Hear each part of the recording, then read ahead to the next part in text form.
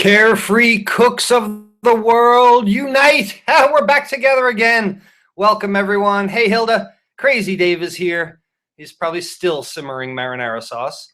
Jan is with us. Hey, Janet. Hey, Therese. Harleen is here. Becky and Dave and Steve Fisher, Peter and Nancy and Mary and Nick and Diane and Patricia. Chili Bob and just keeps going and scrolling and scrolling. Welcome, everyone. This is our next Carefree Cooks exclusive live webinar, number 12, believe it or not. We call it The Thick and the Thin Winter Soups, the thick and thin of it. I figured it'd be good if we went over some winter soups today directly out of my culinary college class notes. That's how I put a lot of these things together. So you're getting pretty much a similar class to what the culinary students do. But of course, it's another benefit of being a carefree cook, of being a lifetime member of web cooking classes, that we get to do these live events together. It's really cool. Hey, let me take a minute to remind you, especially if you're new, this is webinar number 12. So if you go to the Carefree Cooks page over here where the very first post, we call that the sticky post, news and updates, check here frequently, and it says over here, continue reading. Click on that post on the continue reading, and that will open to a very long scroll of all the Tuesday technique videos we've done over the last 15 months, all the monthly webinar workshops with the downloadable webinar guides. So make sure you go there if you're interested in seeing any of the past webinar events. They're all there for you. So how's everybody doing today? Let's click over here to the chat box. Hi, Nancy from Washington. Jan is here from the Palm Coast. Matt is here from Massachusetts. Rhoda from Texas. Mary from California. And Leslie from Missouri. Scrolling too fast. Gary from North Carolina. Welcome, everybody. Great. Yeah, check in. See where you're right where you're from, and I'm sure you recognize each other's names at this point. You've got a lot of friends in this group, and again, I always want to take the time to thank you, because the group is entirely you. You set the tenor of this group, and we have such a loving, caring, sharing, encouraging, empowering group. It's a great place to be on the internet, and you've made it so. So thank you very much for doing that. Heather is here from Boise. Larry's here from Balmer, hon. Regranty 8 is here from Atlanta. Deborah. Okay, we'll get started. I could spend an hour welcoming everyone. Yeah, I wanted to talk about soups today because, maybe in no other area of the kitchen does it allow a chef or a home cook to use their imagination and creativity much more than a soup, than the preparation of the soup.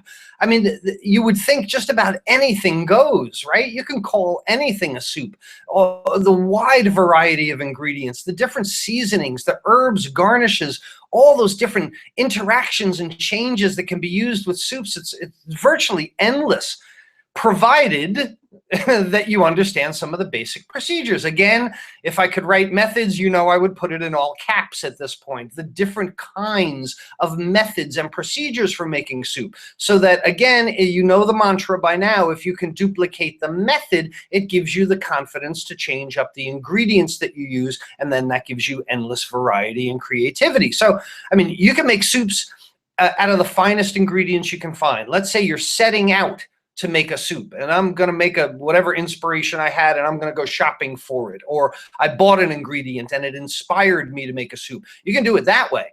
But you also know that soup can be made from leftovers, right? Yesterday's dinner, trimmings from lunch, from other dishes, things like that.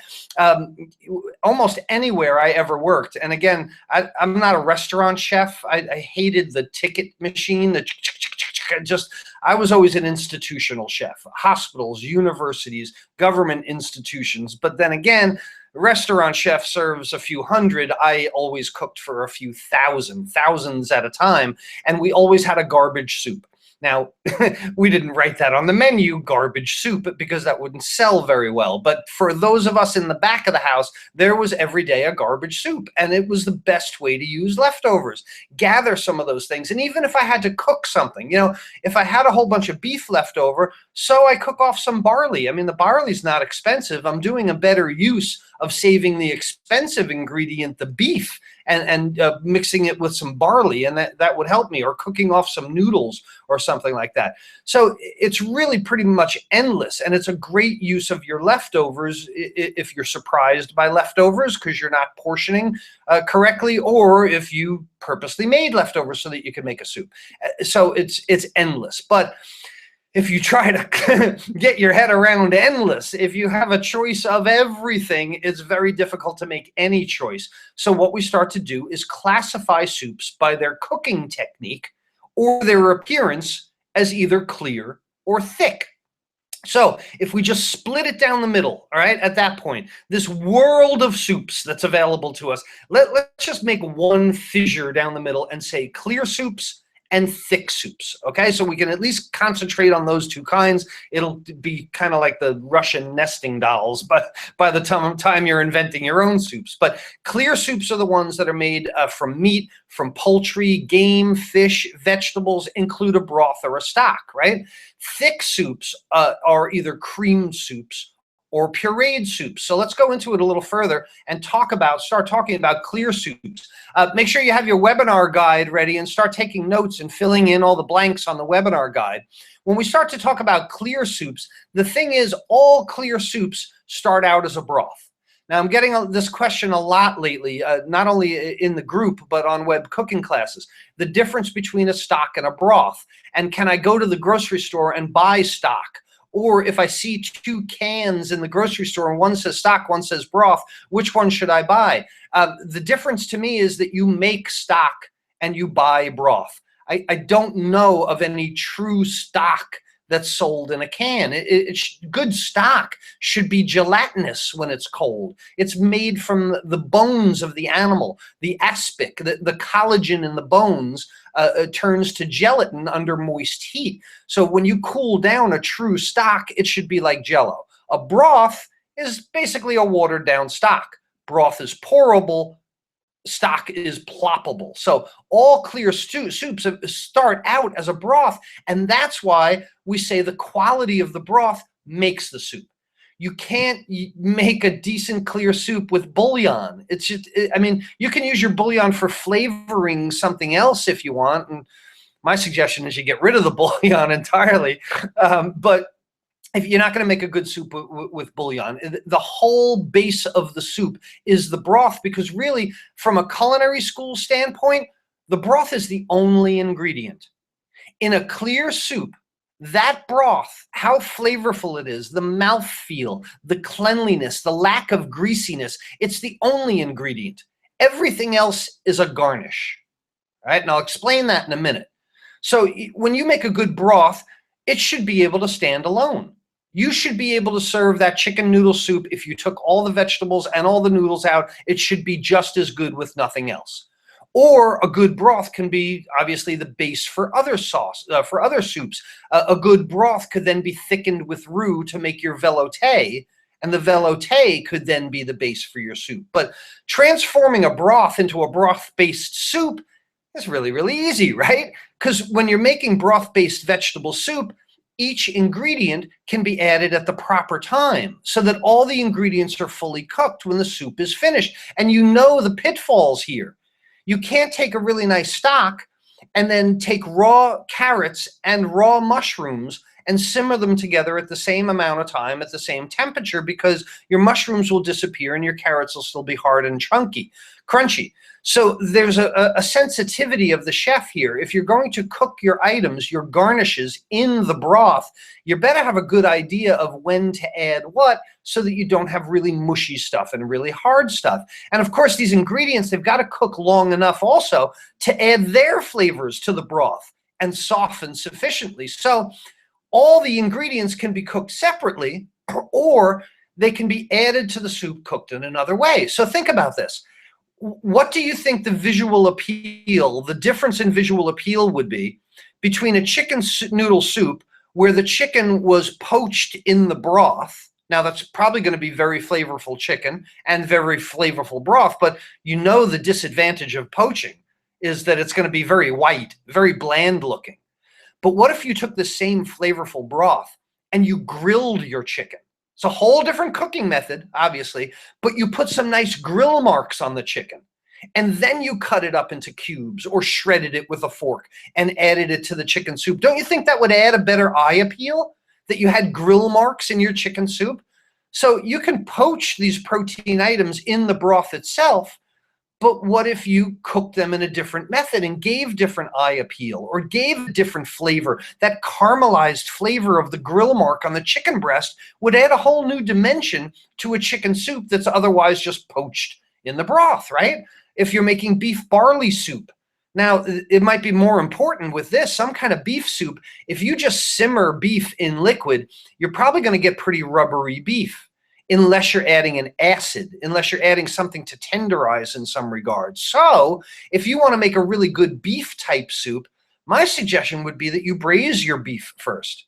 A whole different cooking method.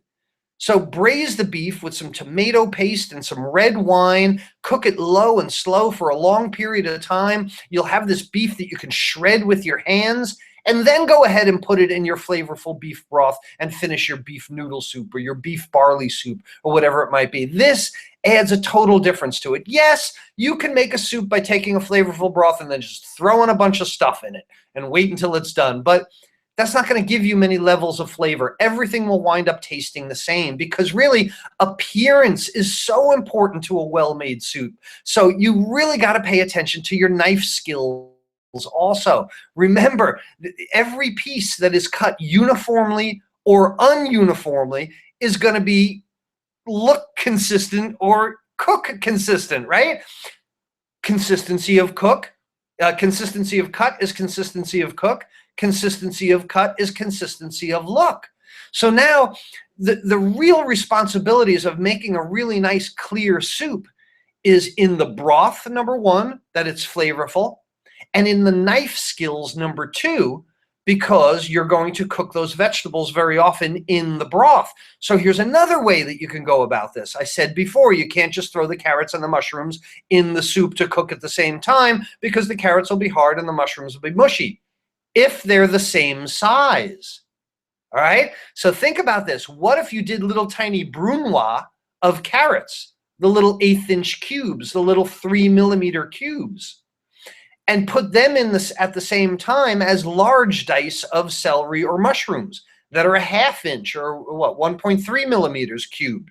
So now that the carrots are so small and have so much surface area, but the mushrooms are so much larger, you might actually be able to estimate through your knife skills to get these things to cook at the same time. And that's where you're really starting to be skillful, because the time that you spend with your chef's knife cutting things appropriately for size and hardness is the time that you don't have to cook all the items separately. You get the idea?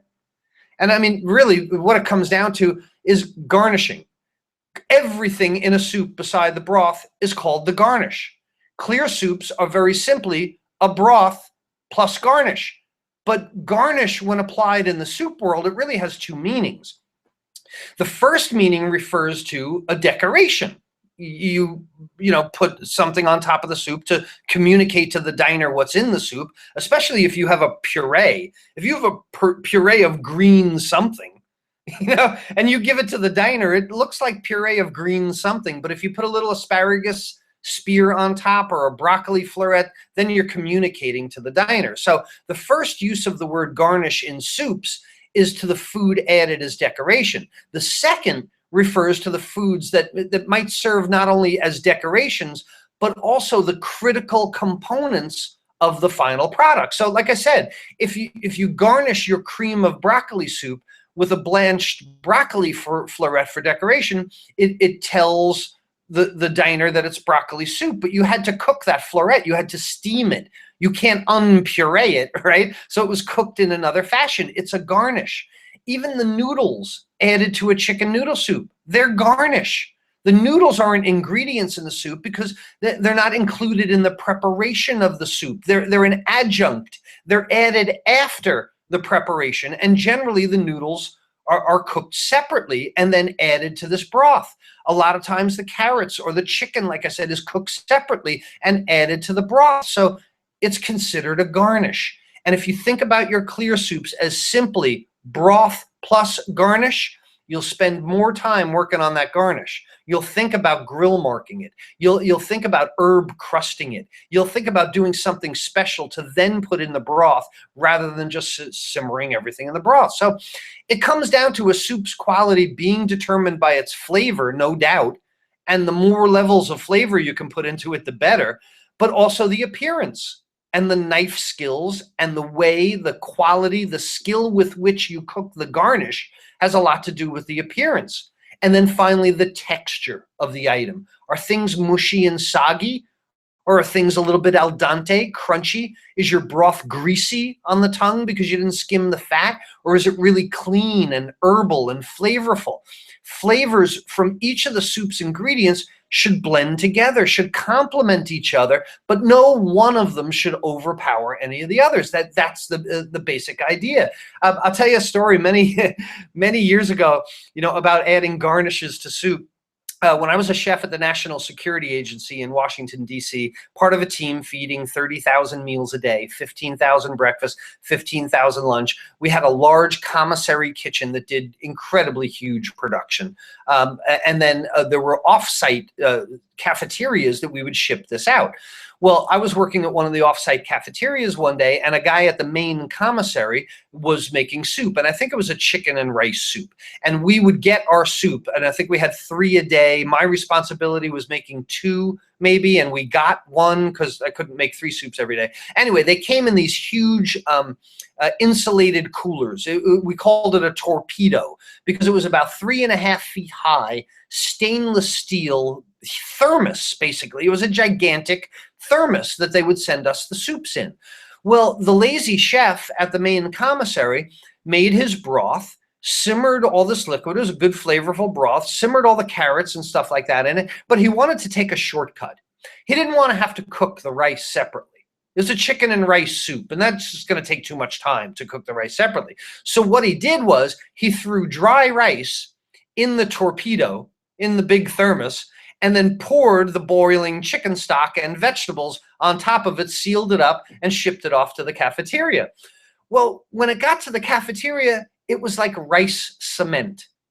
The rice had absorbed every bit of that hot liquid he put in there, cooking the rice that he didn't cook, and we could not get this soup out of the torpedo. I had it up on my shoulder, like jumping up and down, trying to get this rice, this broth-soaked rice out of this torpedo. It couldn't be done. So it makes you realize also another reason that these condiments have to be cooked separately, because many of them are thickening agents. Many of them have flours or cornstarches or things like that that can change the texture of your soup. So cook those noodles separately, wash all the starch off them, and then start to add them to your soup. It's an important lesson. But let's keep going. Let's move on to thick soups. So we talked about clear soups already. Where's my thick soups? There we go. We talked about clear soups and, of course, the knife skills, the broth being very, very important. And there are really just 2 kinds of thick soup. So now what we're going to tell you today is that there's only 3 kinds of soup. There's clear, thick, and under thick comes the 2 categories of thickened soups, which are cream soups and puree soups. Cream and puree are the 2 thickened types of soups. And in general, cream soups are thickened with a roux or some other kind of starch, while puree soups usually rely on the puree of the main ingredient, a starchy vegetable or beans or legumes, something like that. Most cream soups are made by simmering the main ingredient in a flavored broth or a thickened white sauce and then adding seasonings. Makes it that simple. Make a thickened velouté or bechamel sauce, cook your stuff in it, and then add some seasonings. That'd be the easiest way to do it. But really, to make a good cream soup, you really have to strain that mixture, puree the solids, whatever you're using, and then it's usually mounted with cream or milk at the end. And then you can go back and put in your garnish, your chopped up shrimp or your chopped up lobster or whatever it might be. So the idea is that a cream soup is usually pureed. Even if it's just roux and milk, you still want to do a good job of pureeing it to add all those flavors together. And then after the consistency has been adjusted, you do mounting with cream or mounting with milk. All cream soups are finished with cream or milk. This adds that mouthfeel. It adds the texture and consistency. You do not add cold milk, okay? You don't add cold milk or cold cream to a hot soup. You got to heat up the cream or milk to add it because it can curdle. And I get this question a lot. People try and make a bechamel sauce with roux and heavy cream.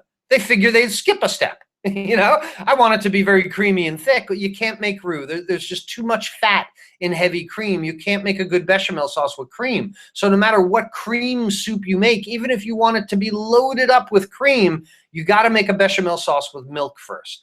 So if you want to mount with cream or milk at the end, you bring the milk or cream to a simmer and then add it to the milk. So don't ever boil your milk or your cream. It'll break. And don't bring the soup to a boil. If you've mounted it with cream or milk at the end, then it needs to be heated softly, slowly, very often in a double boiler. If you have a really nice bisque, let's say you made an expensive lobster bisque or a she crab soup. Maybe I'll tell you the she crab soup story if I think about it later. Or a she crab soup. It's expensive ingredients, and they're cream or bisque soups. You wouldn't want it to break. So a lot of times it's heated in a double boiler. In the commercial kitchen, we have what's called a steam jacket kettle. It's a kettle inside a kettle with steam in between, but we'll talk about that another time. So pureed soups use a flavorful liquid to soften vegetables. And a lot of times it's beans, like I said, legumes, rice, other starches. They're pureed often without straining to the desired consistency. So you're putting all these different ingredients together, and really the biggest difference between a cream soup and a puree soup, they're both strained, but the cream soup is most often mounted with cream or milk, and the puree soup really relies on the quality of that starchy vegetable or those beans, which is not to say that you can't add cream at the end to a puree soup. Also, you can do whatever you want. You're a carefree cook, but I'm just trying to give you an outline for it. So get your webinar guide out. Let's fill in the procedure for making cream soups a step at a time so you can make any cream soup that you want today. Step 1, sweat your hard vegetables and fat. If you're using onions, carrots, celery, jalapenos, whatever you're using, go ahead and sweat them in fat. And the sweating is where you stop short of browning. Sweating means adding enough heat so that the moisture within the cell walls of that vegetable basically boil, bust open the cell walls and run out. That's the simplest explanation I can give. So sweat the vegetables. Don't start to brown them unless you're making like a French onion soup or something and you want that browning. So sweat your vegetables, and then it's as simple as thickening that soup. And you're going to begin to thicken the soup in one of 3 ways. You can either add flour to make a roux and then add the liquid. So imagine this. You're simmering onions in butter. The onions start to sweat. You get them to the point that you want. You sprinkle flour all over those onions, start to cook down that roux until it gets bubbly and that toasty smell. And then you can add a broth or a milk to it. There you go. You made your bechamel sauce with the onions in it. The second way is to add the liquid. So you're sauteing onions and carrots or whatever it might be. Go ahead and add your broth or your milk. Bring that to a soft simmer and add a roux that you had made previously. Add that cold roux from your refrigerator that you can crumble in. Or third, maybe you make a white sauce ahead of time. So sweat all your hard vegetables in butter. You made a bechamel sauce or a velouté sauce in another pot on the stove, and you just pour that on top. Easiest way to do it in that regard. So now that you have your vegetables and your thickened liquid, having thickened it in one of the 3 ways, bring it to a soft, slow, gentle simmer. Soups are you're supposed to be patient. You're supposed to suffer. You're supposed to suffer for your soups.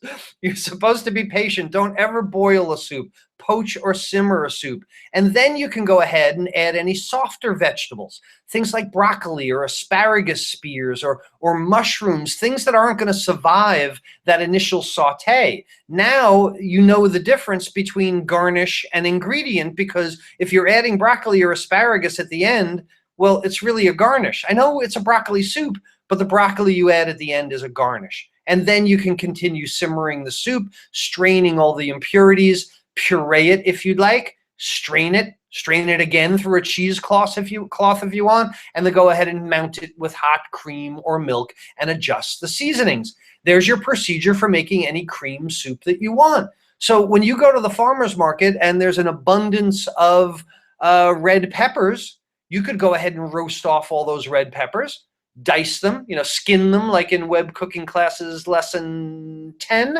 I think it is, where we char the red pepper. Char up your red peppers, dice them, saute them with some onions in a pan, sprinkle it with some flour, add some vegetable broth to thicken, then puree it, and you've got a cream of roasted red pepper soup. There you go. There's a sale on something at the grocery store, stock up on it and puree those suckers, and you've got yourself a cream of whatever you want soup. Now, talking about pureeing, let's move on to the procedure for pureed soup, something else to add to your webinar guide. Pureed soups are usually the heartiest of soups, and they're made by cooking starchy vegetables or beans or legumes, something like that, in a stock or a broth. Then you puree either all of it or a portion of it to thicken the soup. And the idea behind this is, imagine a black bean soup. You could like your black bean soup totally smooth, or you could like your black bean soup half smooth, so that you puree half of it and then put some beans back in it. Or you could like it kind of chunky, almost like a chili. And pureed soups give you this ability to know when to stop pureeing, when to cut it out. Pureed soups, they're close to cream soups in that they both consist of a main ingredient that's cooked in a liquid first and then pureed. But the primary difference is that pureed soups are not thickened with a roux or a starch. You don't need flour in a puree soup because the starch content is the main ingredient, the pureeing of the main ingredient. This is why there's no puree of lettuce soup. If you pureed lettuce, it's not going to thicken anything. But yet starchy vegetables, even carrots that aren't particularly starchy. How about a puree of potato soup? If you simmer potatoes and then put your stick blender in there and puree it, you don't need a thickening agent for that. We all know that's going to get to be a nice thick soup. And also pureed soups are supposed to be coarser than cream soups, and that's another reason that they're not strained. Pureed soups are supposed to be heartier. They're supposed to be a little chunkier. You can make them with fresh beans, dried beans that you soak, peas, like a lentil soup, a pea soup. These are all pureed soups. A navy bean soup, a black bean soup, cauliflower soup, celery soup, turnip soup, potato soup. Like I said, any of these are pureed soups. And that's not to say that you can't make a cream of cauliflower soup. But if you want to be right about your nomenclature, a cream of cauliflower soup was made with roux and a white sauce, and then cauliflower was put into it and pureed, versus a puree of cauliflower soup was cauliflower cooked in a liquid and then pureed. You get the idea? Make sure that you name your soups correctly. Make sure that it's true, because it speaks to the diner in that regard. I said I was going to tell you the she crab soup story, and I almost got fired over this story. Again, at the National Security Agency, when I started out, I was off at one of the side cafeterias, and I wasn't working in the main commissary, and they sent me my soup for the day, and it was a she crab soup. Now, anyone from Maryland, who is from Maryland? Bob, hun, you here? Anyone from Balmer, hun? Anyone from Maryland knows a she crab soup is a very specific thing. A she crab soup is made with the roe, with the eggs of blue crabs. It's an orangey, a bitter soup, and it's very expensive because you can imagine it's not really easy to get crab roe. And actually, I think it's quite illegal in some places as well. But they sent me this she crab soup, and I was shocked because we were cooking cheap stuff then. But she crab soup on the menu, oh my God. Well, I start pouring this soup out, and you know what it was? It was a basic cream sauce with that fake crab in it. The surimi crab, the crab with a K, the crab that comes in a stick. And I called the general manager and I said, I'm not serving this crap to my customers. If you want to call it like cream of seafood soup or something, go ahead, call it cream of seafood soup, but you cannot call it she crab soup. It's not she crab soup. And we got like nose to nose screaming at each other. And I'm a chill guy, you know? I'm normally a really mellow guy, but I don't know why I thought it was dishonest. I'm not going to serve that to my customers and tell them it's she crab soup. It's not she crab soup. So if you take potatoes and add them to a white sauce and strain it, it's cream of potato soup. But if you simmer potatoes and then puree it, it's a puree of potato soup. And I know nobody ever sees puree of potato on a menu. They always call it cream of potato. And 90% of the time, I bet they're wrong. But look, you don't want to piss off the chef, so don't go around correcting them. Excuse me, waiter, I think this is actually a puree of potato soup. It is not a true cream of tomatoes, or whatever. You don't want to tick off the chef. All right, so we'll just keep that between us, that we know the difference. So let's move on to the procedure for getting giddy with soups here. Let's move on to the procedure for pureed soups you can add to your webinar guide now. Again, sweat the hard vegetables in butter. Butter is a really good flavor for soups. You want to use a flavored infused oil, a nut oil, an avocado oil. Knock yourself out. But you're going to sweat vegetables in fat without browning them, because when we puree it, you don't want those little bits of brown stuff floating around in your pureed soup. So if you're starting with onions, don't burn those onions, don't brown those onions, because when you go ahead and puree the soup, you're going to get little brown flakes in your soup from puree, and you would need a pair of tweezers and about 5 hours to take all those little brown bits out. It's not going to happen. So go ahead and add the cooking liquid. Get your vegetables, anything that you want, add the cooking liquid, put the main ingredient in there, simmer the main ingredient, your broccoli or your asparagus or your carrot or whatever you want. You're going to first bring it up to a boil and then down to a simmer very, very quickly, right? We don't boil anything. Reduce it to a simmer, cook it until all the ingredients are soft enough to puree, soft enough to crush under the weight of a fork. Trust me, if you don't cook them long enough in this step, then you will have chunks in your puree soup. If you don't cook the potatoes long enough, you will have hard bits of potatoes. Don't cook the carrots long enough, they will never puree. So you've got to cook them long enough so that you can squish them with a fork. Then you're going to strain the liquids from the solids. Separate the two of them, because you don't want to puree it the way it is now, because if it's too thin, there's nothing you can do about it. So take the liquids out and puree only the liquids. Puree only the solids, and adjust the consistency with the liquids. 90% of the time, you're going to have a lot of liquid left over. All right, so puree only the solids and adjust with the liquids. And then you go ahead again, mount with hot cream or milk if you'd like. Adjust the seasonings. I don't have adjust the seasonings on there, and you've got your pureed soup. It's actually a lot easier than making a roux or a white sauce. But again, the important thing is you need a starchy vegetable. You need beans or carrots or something like that. You can't make a puree of shrimp soup, right? You can't make a puree of beef. Puree of chicken just really doesn't sound good, right? You need that starchy vegetable to make a puree soup. And the third type of soup we're going to talk about today are bisques and chowders and cold soups as well. It's a whole nother category. And I could teach an entire class on bisques, which I won't today, because they have a long and varied history. But traditionally, bisques were thickened with rice.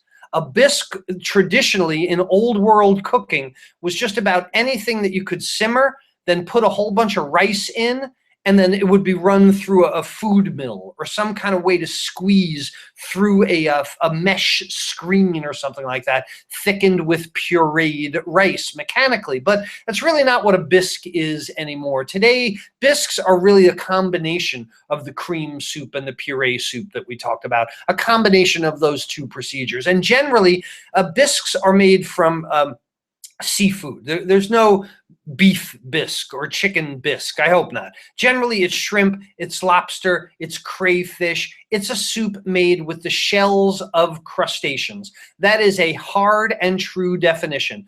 So you've seen in web cooking classes, soups, I think, start at week 39, something like that, that there's no such thing as tomato bisque, all right? There's just not. Tomatoes don't have shells, and a bisque, you need shells. So it's either cream of tomato or puree of tomato, but there's no such thing as tomato bisque. So your bisque is usually the shells that are cooked with vegetables. Yes, the shells themselves. Crush them up with a meat mallet. Smash them under your cutting board. Sprinkle them in the pan along with your vegetables. Cook those shells, and then what we're going to do is strain it and puree it. Yes, a true bisque has pureed shells, the hard shells of the shrimp or the lobster, and you cook it some more, because what you're doing is you're macerating that great flavor that's in the shell. It's like making a shellfish stock while you're cooking your soup. It's great. So much of the flavor in a bisque comes from the crustacean shells, which are simmered in the cooking liquid and then pureed along with the mirepoix. Pureeing the shells adds this thickness. It adds kind of a grainy texture to the bisques. Let me go back, but it's got to be strained. Obviously, nobody wants to crunch. Well, yeah, a lot of lobster shells in here, you know. Nobody wants to crunch on the shell, so it has to be strained through cheesecloth. But that resulting liquid is so intensely flavorful, intensely flavorful. Bisques are my favorite soups by far, and bisques are always enriched with cream.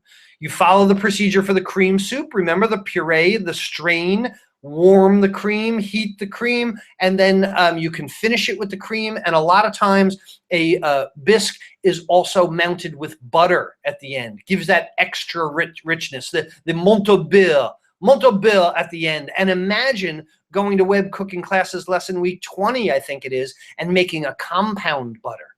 What if you make a cream of a shrimp bisque and mounted it with lobster butter? Oh my goodness, how good. I got to make that right now. And of course, your garnish, I got carried away, and then my mouth salivated and I had to swallow. Your garnish has to be appropriate for the type of shellfish it is. Keep one of the shrimp tails and deep fry it, or roast it in the oven. Make it crunchy and safe. Put the shrimp tail on top of the shrimp bisque soup. So let's go right to the bisque procedure. Last thing for your webinar guide. The first thing is caramelizing mirepoix.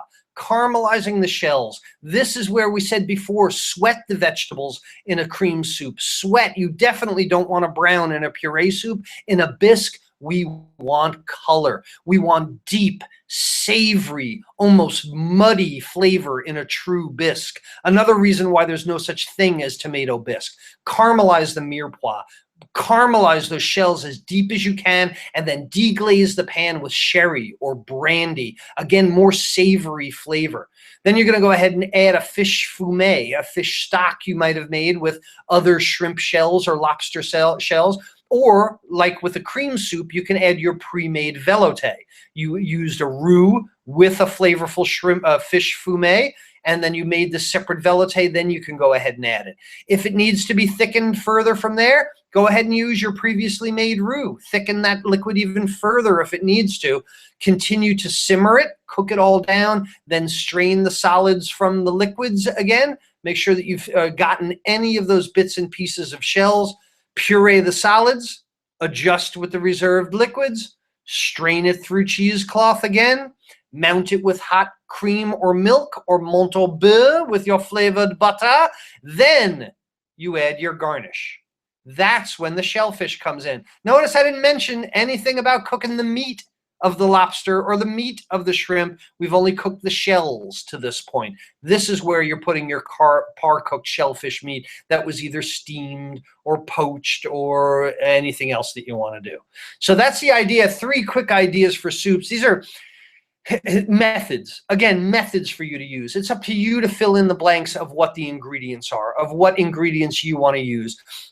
It's meant to be an inspiration for quick and easy winter soups this year.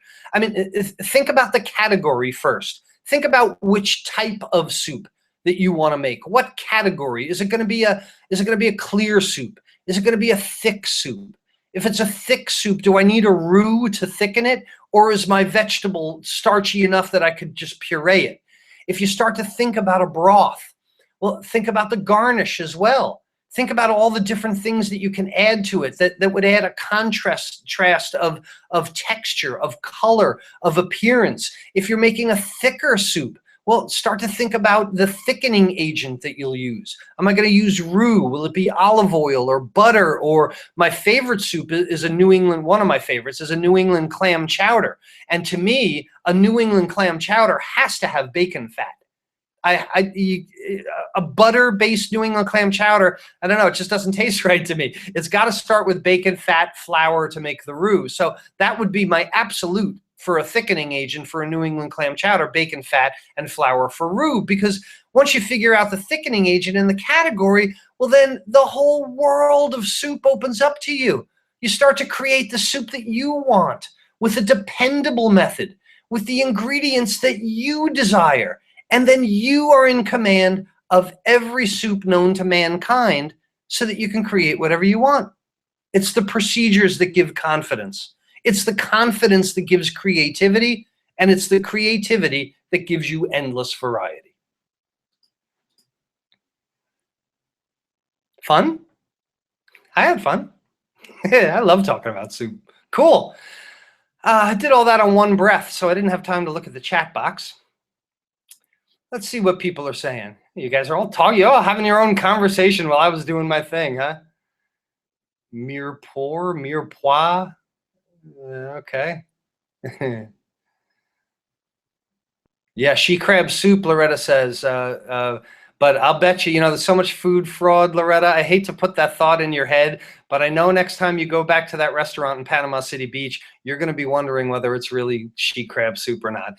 Don't be snot. You can ask them, but they're not going to know the answer. That waiter's not going to know the answer. But I'm more betting it's a cream of some kind of seafood soup. But I'm jaded in that respect. Hey, we all have our strict definitions, things that we stick by.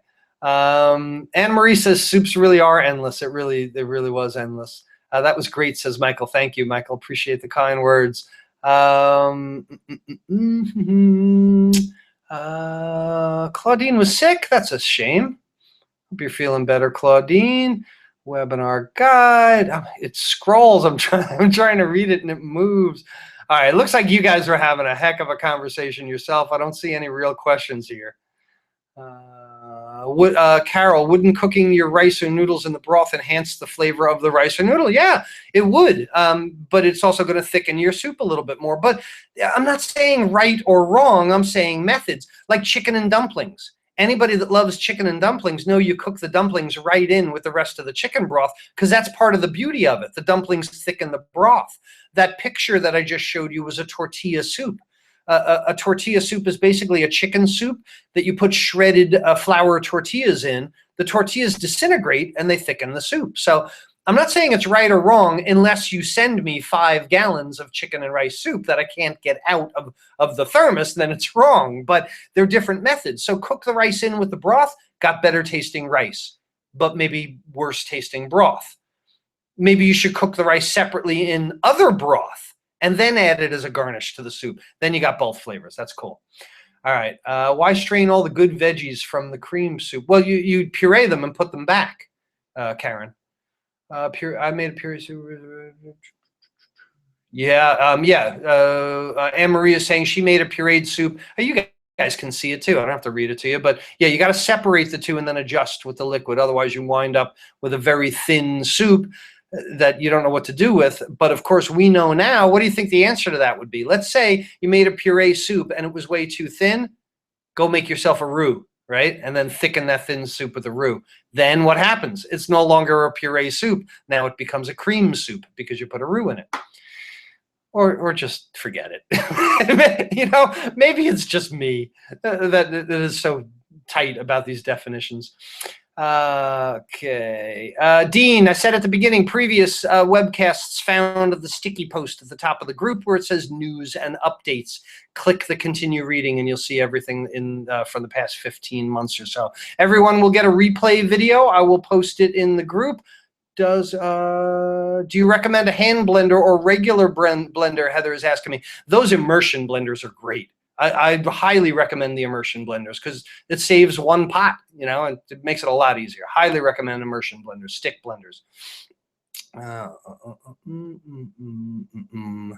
Looking for more questions. Oh, you guys crack each other up, don't you?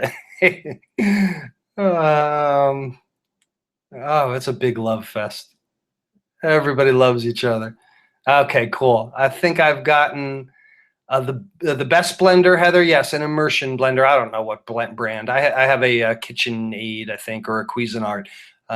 But yeah, the immersion blenders, and they're getting cheaper and cheaper. And they're like I said, you don't have to transfer your soup to a bowl or to the blender bowl and then transfer back to the pot. You just stick it in there. Cool.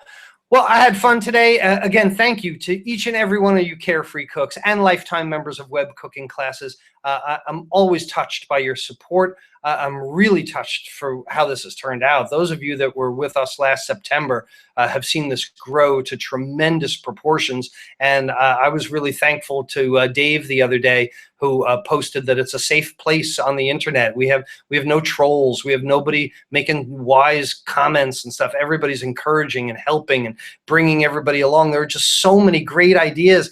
With the methods in web cooking classes and the endless ideas that you see posted in this group, I don't know why you would ever need a cookbook again. I mean, that's all you need. And we've got a lot of great creative home cooks out there. So thank you so much for being part of our Carefree Cooks community. Make yourself some good winter soups. It's going to be cold this week. And Chef Todd Moore wishing you great cooking success. Talk to you soon.